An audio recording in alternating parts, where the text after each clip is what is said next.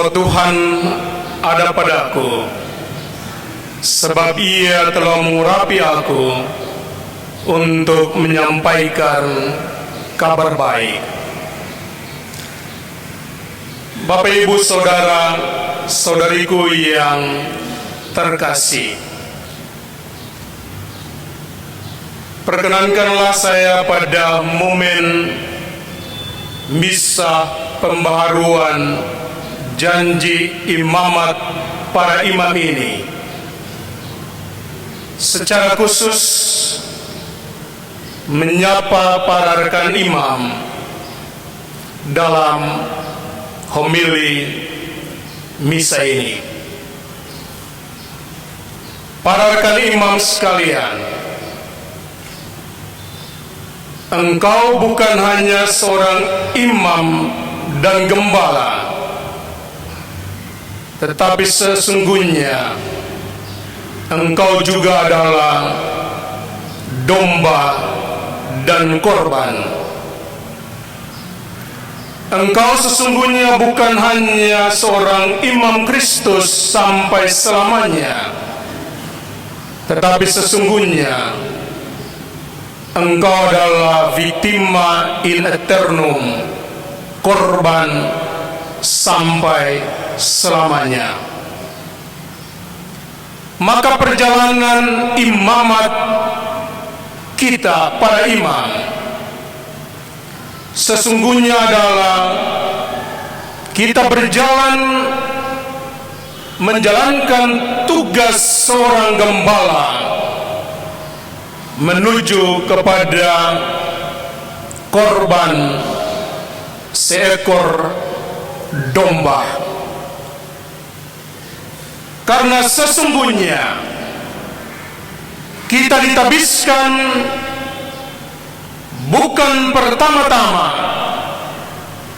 sebagai seorang pemimpin, seorang raja yang diagung-agungkan, tetapi sesungguhnya kita ditabiskan untuk menjadi korban.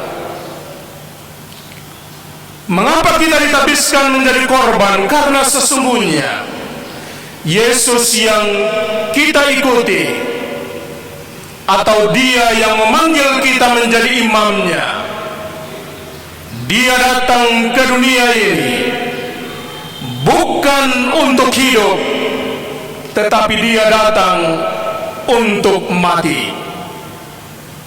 Dan jika di sana ada kematian, maka sesungguhnya disitulah korban sesungguhnya terjadi. Konsekuensinya, jika Yesus yang memanggil kita, Dia adalah Tuhan, Dia adalah Guru yang memanggil kita untuk menjadi imamnya, rela berkorban, maka sesungguhnya perjalanan imamat adalah pekerjaan atau perjalanan sebuah korban. Para imam berkorban bukan untuk keluargamu, juga bukan untuk dirimu, tetapi Anda berkorban untuk umat, untuk domba-domba yang Tuhan percayakan kepadamu. Seluruh hidupmu tidak pernah berpusat pada dirimu, tetapi sesungguhnya berpusat pada umat domba-domba yang Anda layani. Anda bukanlah seorang yang kaya untuk mengumpulkan uang sebanyak-banyaknya. Anda tidak mempunyai rumah, istana yang mewah. Anda pun tidak mempunyai pakaian yang berlebihan. Anda pun tidak mempunyai gelar dan apapun yang menyebabkan Anda dihormati secara berlebihan. Tapi sesungguhnya sejak Anda ditabiskan, Anda harus berbuat kepada umat, yakni membaptis mereka ketika anak-anak dibaptis, memberikan pelayanan sakramen Ekaristi ketika mereka sambut komuni pertama, mengurapi mereka jika mereka sakit, memberikan mereka keteguhan dalam minyak suci ketika mereka mau untuk menerimanya. Ketika mereka menikah, engkau harus datang ke sana untuk menjadi saksi resmi dari gereja. Sesungguhnya dari kelahiran sampai kematian domba-domba atau umat, Anda sesungguhnya berperan bukan sebagai seorang gembala, tetapi sebagai korban. Anda berkorban waktu, bangun tengah malam jika ditelepon atau dipanggil untuk melayani. Anda pun berkorban dalam waktu, tenaga, dan semuanya demi umat yang Tuhan percayakan kepadamu.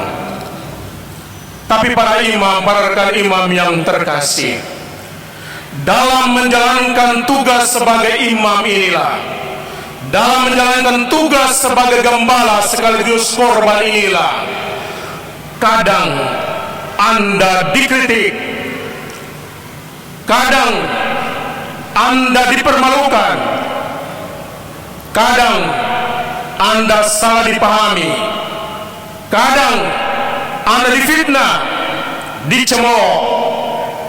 Umat yang hadir di sini, terutama di paroki-paroki dan lembaga, ada yang mengenal Anda sebagai imam yang pemarah, ada yang mengenal Anda sebagai imam yang sulit untuk mengampuni, ada juga yang mengenal Anda sebagai imam yang mungkin dalam tanda petik mencari duit. Apapun yang dikenal oleh umat tentang dirimu, tapi sesungguhnya hari ini saya mau mengatakan bahwa Anda adalah imam Kristus sampai selamanya. Karena itu para rekan imam sekalian yang terkasih, tadi pagi kita mendapatkan sebuah pencerahan yang luar biasa dari pembimbing retret kita. Dan sungguh luar biasa bahwa beliau mengarahkan kita untuk di zaman ini, ketika ada banyak celaan, ketika ada banyak omongan, ketika ada banyak keluhan umat tentang diri kita para imam, maka rekoleksi tadi pagi mengajak kita untuk pertama, kembali ke hati kita masing-masing, kembali ke hati kita untuk melihat dan menemukan bahwa sesungguhnya hati kita lah yang menjadi pusat dari pelayanan kita sebagai imam. Maka beliau mengajak kita bertanya, apakah kita melayani umat kita dengan hati kita sampai saat itu? Dan kalau kita sudah kembali ke hati kita, kita menyadari bahwa hati kita adalah serpihan yang kecil dari hati Yesus yang Maha Kudus, hati yang memanggil kita menjadi imamnya. Maka hal kedua yakni kita harus kembali belajar daripadanya. Menjauh dari Tuhan akan membuat kita merana sebagai imam. Menjauh dari Tuhan, hati kudus Yesus akan membuat kita seperti Petrus yang hanya karena dia menjauh dari Tuhannya, suara seorang perempuan, hamba perempuan pun dia akan takut. Tetapi dekat dengan Tuhan di Taman Getsemani, maka Petrus berani untuk mengambil pedangnya, menghunusnya, dan memotong telinga. Hanya mengatakan bahwa kalau kita dekat, para imam dekat dengan Tuhan, disitulah kekuatan kita, disitulah sumber inspirasi kita, disitulah kita akan menemukan bahwa kita berarti hanya karena Kristus. Sebaliknya, ketika kita menjauh dari Tuhan, kita akan dibuat menjadi seorang penakut, seperti Petrus yang takut akan suara hamba perempuan. Menjauh dari Tuhan, kita akan membuat hidup kita merana kita akan digoyangkan, kita akan labil dalam hidup sebagai seorang imam. Maka para rekan imam yang terkasih, hari ini ketika kita membaharui janji imamat kita diingatkan bahwa kita sesungguhnya adalah korban. Dan ketika tanganmu mengangkat hosti dan anggur, saat itulah Anda akan berkata kata-kata konsekrasi, inilah tubuhku, sebutkanlah namamu, inilah tubuh saya. Kalau dalam perjanjian lama, binatang yang dikorbankan berbeda dengan pengorban atau imam yang mengorbankan, maka dalam perjanjian baru, Yesus yang mengorbankan, mempersembahkan, tapi yang dikorbankan, dipersembahkan adalah dirinya sendiri. Maka kita para imam juga berada dalam jalan yang sama, jalan pengorbanan, jalan penderitaan. Tetapi justru disitulah iman atau imamat kita akan dimurnikan. Karena itu para imam yang terkasih, hari ini kita semakin disadarkan bahwa ketika kita dekat dengan Ekaristi Kudus, saat itulah kita akan memperoleh kekuatan. Tetapi satu hal yang ingin saya katakan, kalau dalam bacaan hari ini, bacaan Injil menceritakan tentang pengkhianatan Yesus, pengkhianatan Yudas terjadi bukan di luar sana, tetapi dalam Ekaristi Kudus. Ketika mereka duduk makan, Yesus mengatakan, barang siapa akan mencelupkan hosti ini atau roti ini dalam anggur, dialah yang akan mengkhianati. Maka para rekan imamat yang terkasih, Ekaristi adalah kekuatan. Tetapi kalau kita tidak merayakannya dengan sungguh-sungguh, kalau kita tidak menghayatinya dengan saksama, maka disitulah kita akan jatuh seperti Yudas sendiri. Karena itu umat sekalian yang terkasih, lihatlah, pandanglah para imammu yang ada di depan ini. Mereka mungkin ada, bukan mungkin, tetapi ada yang masih muda, ada yang sudah tua, ada yang mukanya mungkin sudah berkerut, rambutnya juga sudah mau habis, ada yang botak, ada yang rambut masih ini dan lain sebagainya. Tetapi satu hal yang ingin saya katakan kepada Anda sekalian, doakanlah para imam ini, karena sesungguhnya mereka tidak hanya menjadi gembala bagi Anda, tetapi dalam keseluruhan perjalanan tugas kegembalaannya, mereka sesungguhnya adalah korban yang sesungguhnya.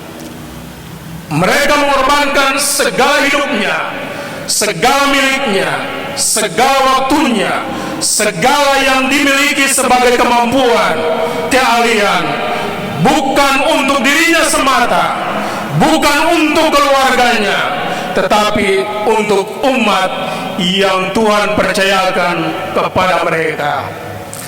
Dalam kelemahan dan kerapuhan, mereka berjuang untuk menjadi Kristus, seperti Kristus, sempurna dalam kata-kata mereka, sempurna dalam perbuatan, pola tingkah laku mereka. Walaupun harus diakui bahwa kadang mereka jatuh seperti Petrus yang menyangkal, kadang mereka menjauh seperti Yudas. Tetapi percayalah bahwa dalam kelemahan dan kerapuhan, sesungguhnya di lubuk hati mereka yang paling dalam, mereka ingin Anda melihat mereka seperti Kristus yang hadir di tengah-tengah mereka. Semoga demikian. Amin.